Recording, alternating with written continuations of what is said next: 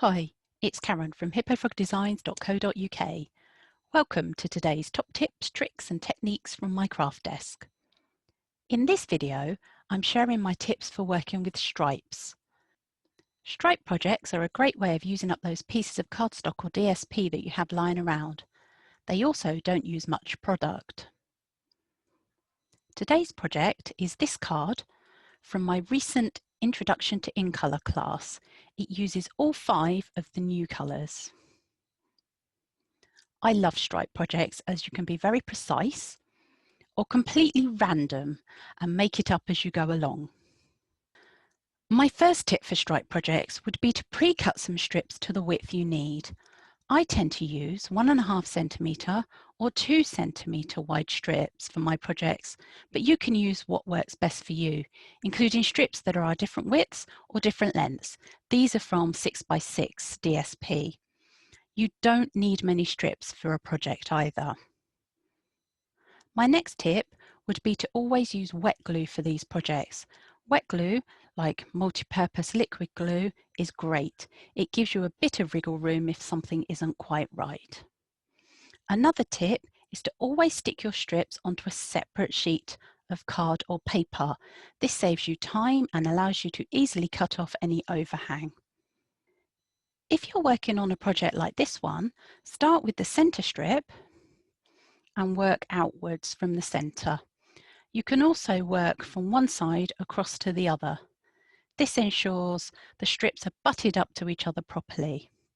You can even overlap the strips or leave a gap. Again, it's your choice. When working with strips, I find it easier to put adhesive onto the separate sheet and at the edges rather than the strips themselves. This allows me to put glue to the very edge without the strips sticking to my desk.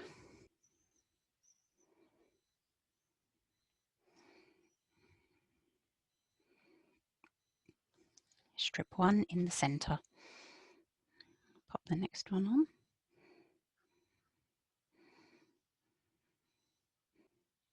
Line that up at the top and butt the strips up together.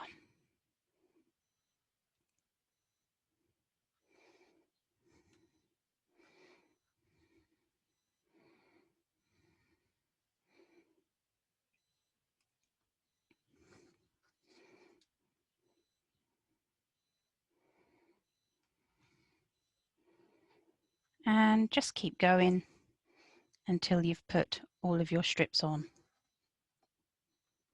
When you're happy, turn it over and cut off any excess. If you decide to make more of a parquet design like this one, choose your starting point and stick your first strip down, then start to stick each piece down in turn. Once you've got a few strips stuck down, turn it over and cut off any overhanging pieces. Then use those to make the rest of the design. As I put my glue on the separate piece rather than the strips, it allows me to use the reverse of the strips if I want to. So repeat the parquet design until you're finished.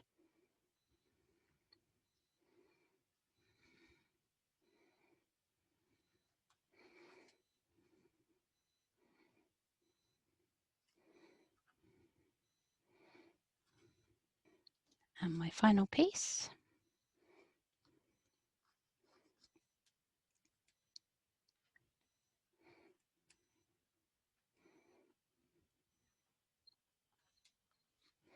I'll just cut the overhang off of these pieces and the piece will be finished. As you can see, I've only used one strip of each of the colours, apart from this one where I've used 2. So that's 1.5 centimetre strip for 4 pieces and 2 1.5 centimetre by 6 inch strips for the other piece. So extremely economical.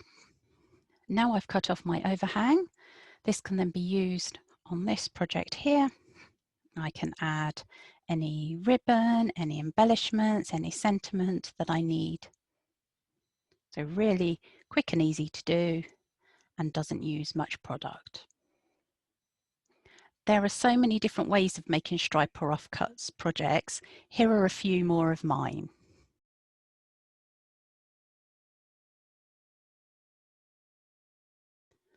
However you choose to make your stripe project, you can see they are really effective, don't use much product, and are quick to make. What's not to love? I'll pop a link to the blog post that has all the details of the items I've used for today's project in the description below this video. Head to hippofrogdesigns.co.uk for more project ideas. See you soon.